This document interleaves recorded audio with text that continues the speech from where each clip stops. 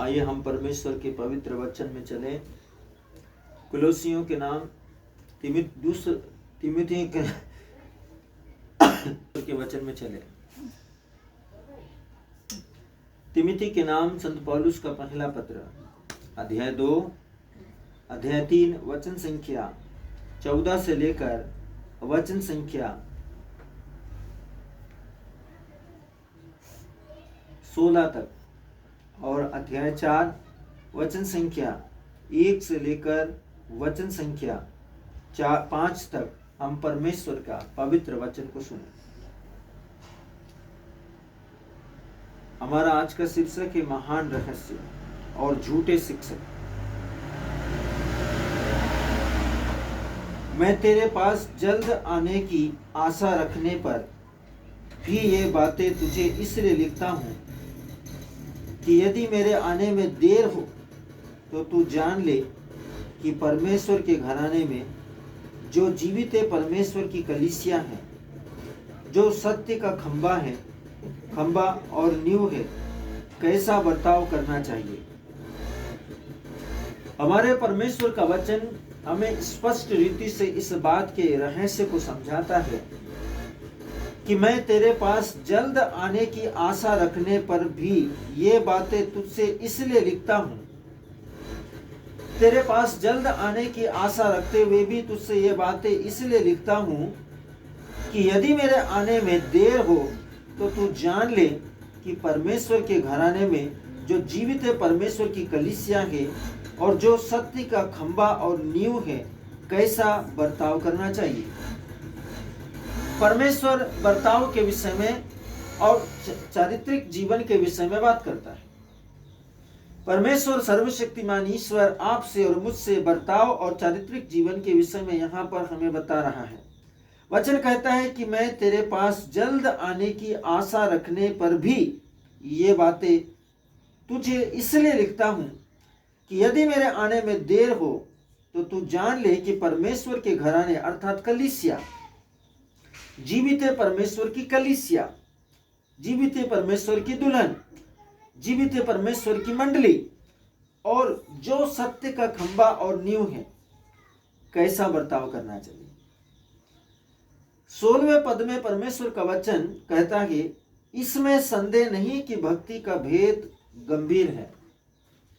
इसमें संदेह नहीं कि भक्ति का भेद गंभीर है, अर्थात वह जो शरीर में प्रकट हुआ, जिसका नाम है यीशु, आत्मा में सत्यनिष्ठ ठहरा, स्वर्गदूतों को दिखाई दिया, अन्य जातियों में उसका प्रचार हुआ, जगत में उसमें विश्वास किया गया और महिमा में ऊपर उठाया गया।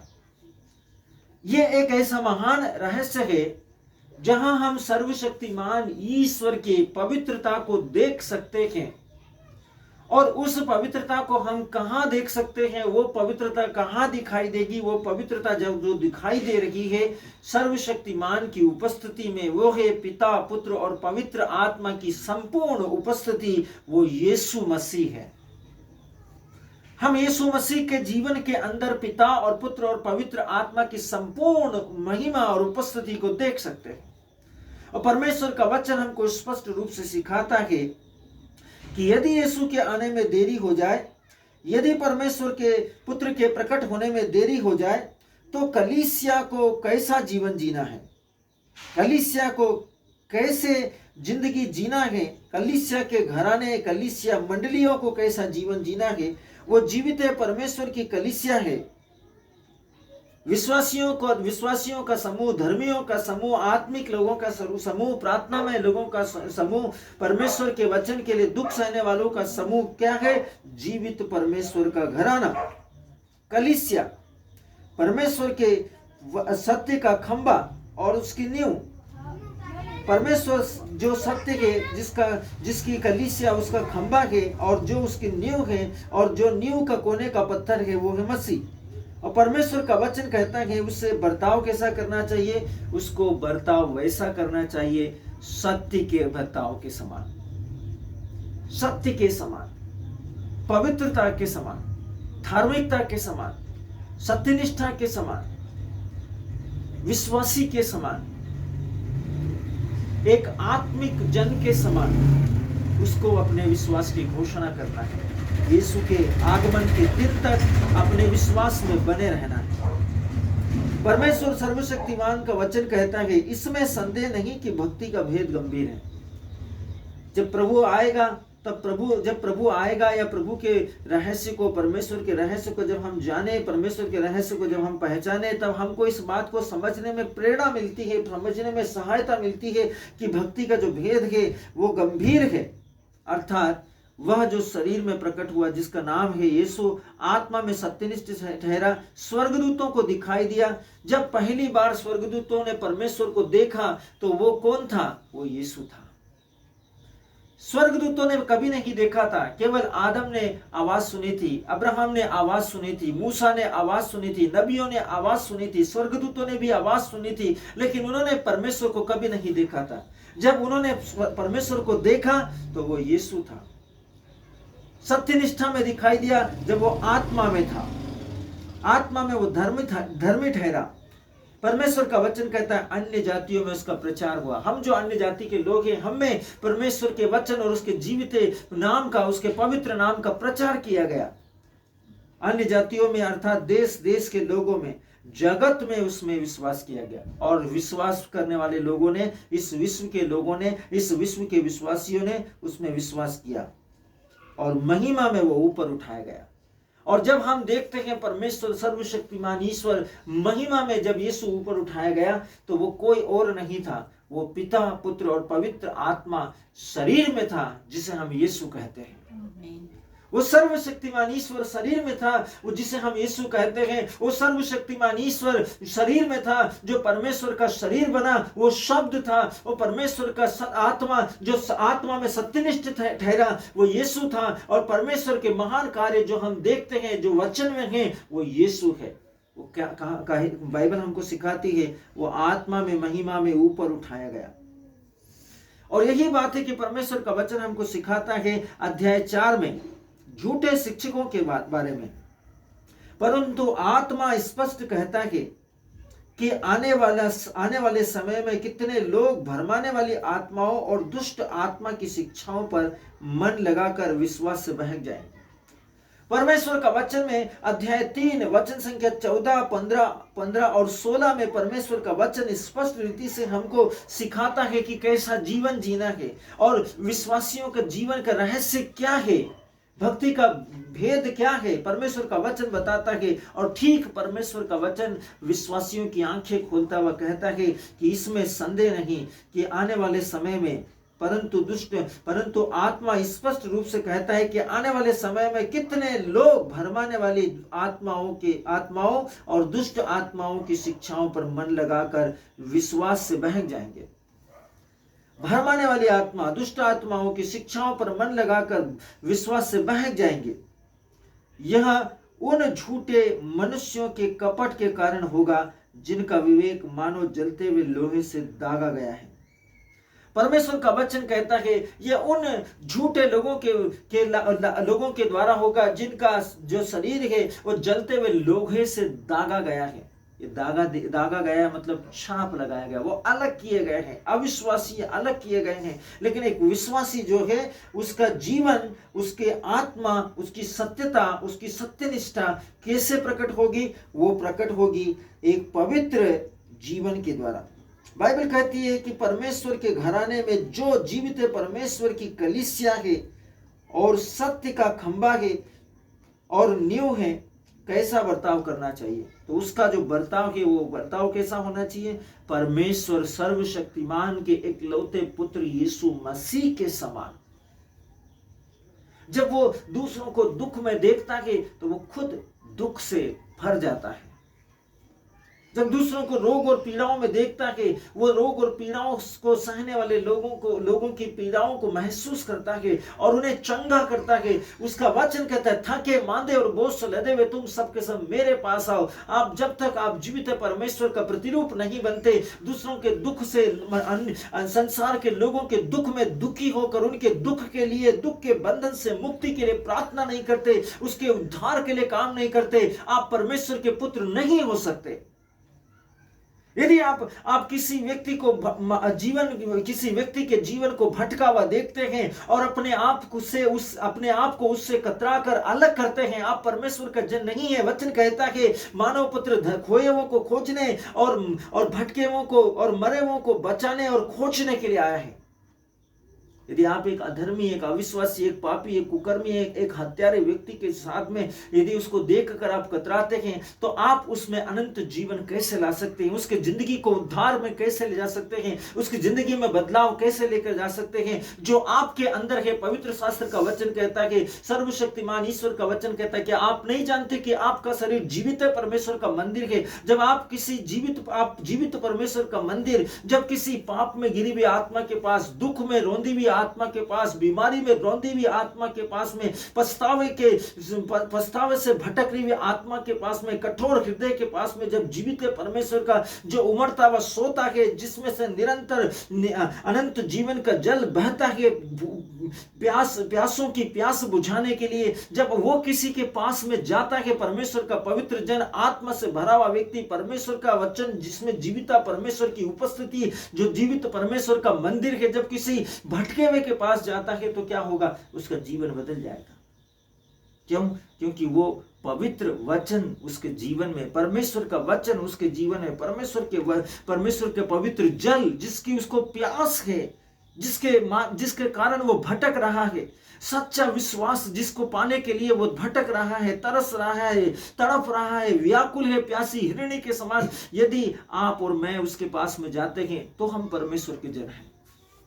बाइबल कहती है मानव पुत्र खोए हुओं को खोजने और भटके हुओं को ढूंढने के लिए और मरे हुओं को जिलाने के लिए आया है। सर्वशक्तिमान परमेश्वर का वचन कहता है यदि आप में और मुझ में परमेश्वर का जीवन है तो हम जीविता परमेश्वर का मंदिर, ऐसे लोगों की खोज करना हमारा ड्यूटी है, हमारा काम है। क्योंकि हम बिना बताए गए को सुसमाचार सुनाने के लिए हम मसीह बने हैं। हमें बपतिस्मा इसीलिए दिया गया है कि हम अपनी आत्मा में परमेश्वर के वचन में जो जाग गए हैं और जो सोए हुए हैं उनको जगाए। परमेश्वर का वचन आत्मा में बपतिस्मा हमको इसीलिए दिया गया है कि हम नए सिरे से जन्म लिए हुए लोग, उन लोगों को नए सिरे से जन्म लेने के लिए उनकी मदद करें, उनकी सहायता करें जिनका अभी तक आत्मा में नया जीवन नहीं हुआ। परमेश्वर का वचन आपको और मुझको सिखाता है, आपको और मुझको बताता है, आपको और मुझको एहसास दिलाता है। आइए हम जीवित और पवित्र परमेश्वर सर्वशक्तिमान ईश्वर से विनती करें, प्रार्थना करें कि ईश्वर का आत्मा हमारी जरूरतों में, हमारी दुर्बलताओं में आहे भर भर कर हमारे लिए प्रार्थना करें, ताकि हम परमेश्वर के सामर्थ्य से, परमेश्वर के वचन के अधिकार में, वचन के नियंत्रण में रहकर प्रार्थना करें, न कि ऐसे दुष्ट आत्माओं से भरे हुए लोगों के पास में चले जाए और ठट्टाएं करें। वचन कहता है ऐसे लोगों से दूर रहे। पर बाइबल हमको सिखाती है, पहला तीमुथियुस अध्याय 4 वचन संख्या 1 से लेकर 4 वचन संख्या 1 से लेकर 2 में परमेश्वर का वचन स्पष्ट कहता है, परंतु आत्मा स्पष्ट कहता है, साफ साफ बता देता है कि आने वाले समय में, निकट समय में, ये वर्तमान समय जिसमें हम जी रहे हैं, इस समय में लोग भरमाने वाली आत्माओं और दुष्ट आत्माओं की शिक्षाओं पर मन लगाकर विश्वास से बहक जाएंगे। बहुत सारे लोग, बहुत सारे प्रचारक, आपको तय करना पड़ेगा, समझना पड़ेगा, आपको महसूस करना पड़ेगा, आत्मा में, पवित्र आत्मा की सहायता में, वचन की सहायता में परमेश्वर से प्रार्थना करना पड़ेगा। प्रभु आपका वचन का मर्म को समझने के लिए मेरी आंखों को खोलिए, आपकी वचनों को समझने के लिए मेरी आंखों को खोलिए। प्रभु परमेश्वर का वचन को पहचानने के लिए, सच्ची आत्मा को, पवित्र आत्मा को पहचानने के लिए, झूठी आत्माओं को पहचानने के लिए, भरमाने वाले शिक्षकों को पहचानने के लिए, झूठे भविष्य वक्ताओं को पहचानने के लिए कि क्या सुसमाचार आपके लिए, प्रभु आपके लिए कौन सा सुसमाचार लेकर आए हैं। जब परमेश्वर के दूतों ने चरवाहों को दर्शन दिया तब उनने क्या कहा? परमेश्वर के दूत ने चरवाहों को दर्शन दिया, तब चरवाहों से परमेश्वर के दूत ने कहा, आज मैं आप सब लोगों के लिए एक बड़े आनंद का सुसमाचार देता हूं। आज आपके लिए दाऊद की नगरी में प्रभु मुक्तिदाता का जन्म हुआ है।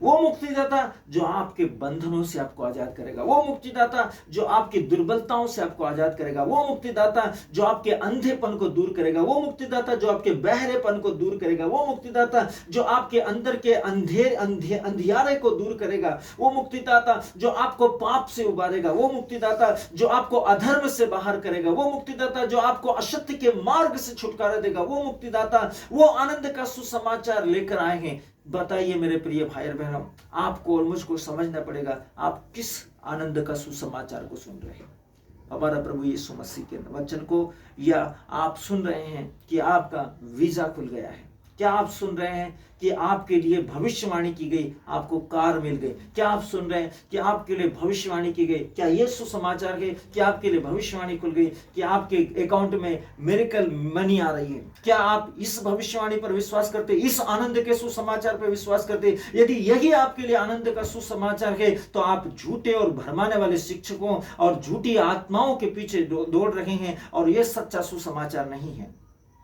और इस सच्चे सुसमाचार को देने वाले, बाइबल कहती है कि मेरे नाम से आएंगे और वो मेरे नाम का इस्तेमाल करेंगे, और वो मेरे नाम से बहुत से विश्वासियों को भरमा देंगे, वो बड़े बड़े चमत्कार दिखाएंगे, यहां तक कि मृतकों को भी जिला देंगे, वो आसमान से आग गिरा कर बताएंगे।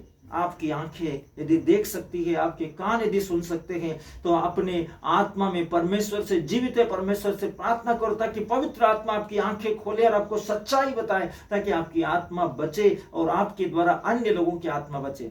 प्रभु आप सबको आशीष दे। हमारे परमेश्वर का पवित्र जन रपसोडी के द्वारा आज का इस दिन परमेश्वर का वचन स्पष्ट रीति से बताता है, ध्यान केंद्रित और अटल, ये हमारे लक्ष्य होना चाहिए। जब हमारा ध्यान केंद्रित होता है, जब हमारा ध्यान केंद्रित होता है और हम विश्वास में अटल होते हैं, तब हम किस पर दृष्टि लगाते हैं? केवल और केवल हमारी दृष्टि का, हमारी मुक्ति का लक्ष्य एक ही है, और वो है यीशु। जब हम यीशु पर दृष्टि लगाते हैं, जब उसके वचन पर दृष्टि लगाते हैं और बिना बताए उनको सुसमाचार सुनाते हैं, कोई जरूरी नहीं है कि आप प्रार्थना करें और चमत्कार हो तभी आप एक विश्वासी हैं। जब आप एक सुसमाचार सुनाते हैं, वचन अपने आप उस व्यक्ति के जीवन में काम करता है जिसको वचन की जरूरत है। जरूरी नहीं कि आप काम करें, आप प्रार्थना करें और आपके द्वारा वचन से चंगाई हो। मेरे प्रियो, परमेश्वर सामर्थी है आपके द्वारा बहुतों के हृदयों को बदल देने के लिए।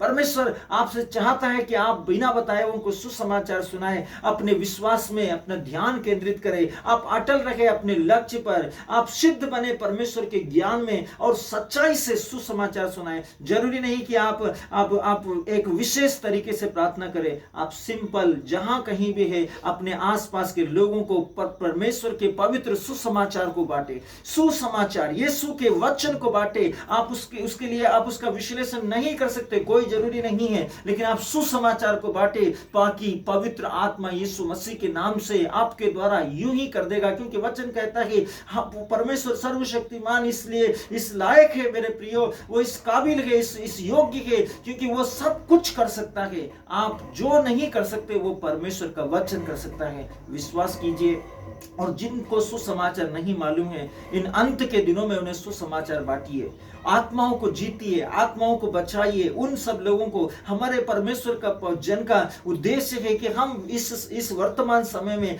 कम से कम 1 अरब आत्माओं तक पहुंचे, उनको जीते, आत्माओं को जीते, उनके विश्वास को मजबूत करने में उनकी सहायता करे, ताकि जब परमेश्वर की महिमा दिखाई दे तब सब लोग परमेश्वर के साथ बादलों में आरोहित हो, अधिक से अधिक लोगों का उद्धार हो, अधिक से अधिक लोगों की आत्माएं बचाए जा सके। आइए हम सब परमेश्वर सर्वशक्तिमान को धन्यवाद दे इस पवित्र सुंदर दिन के लिए, और परमेश्वर के पवित्र जन के लिए जिन्होंने बड़ी मेहनत के द्वारा, आत्मा में तत्परता के द्वारा, आंसुओं से विश्वास के साथ में घुटनों पर आकर पवित्र आत्मा में बड़ी गंभीरता के साथ में, विश्वास के साथ में, लगन के साथ में, सत्यनिष्ठा के साथ में घुटनों पर आकर हम सब के लिए परमेश्वर के वचन की महिमा को प्रकट करने वाले महान रहस्य और भेद रपसोडी के द्वारा हमें प्रदान किए, जिससे हमारी आत्मा की आंखें बहुत सरल शब्दों के द्वारा खुल सके और हम उद्धार पा सके। प्रभु आप सबको आशीष दे, यीशु मसीह नाज़री के नाम में, आमीन।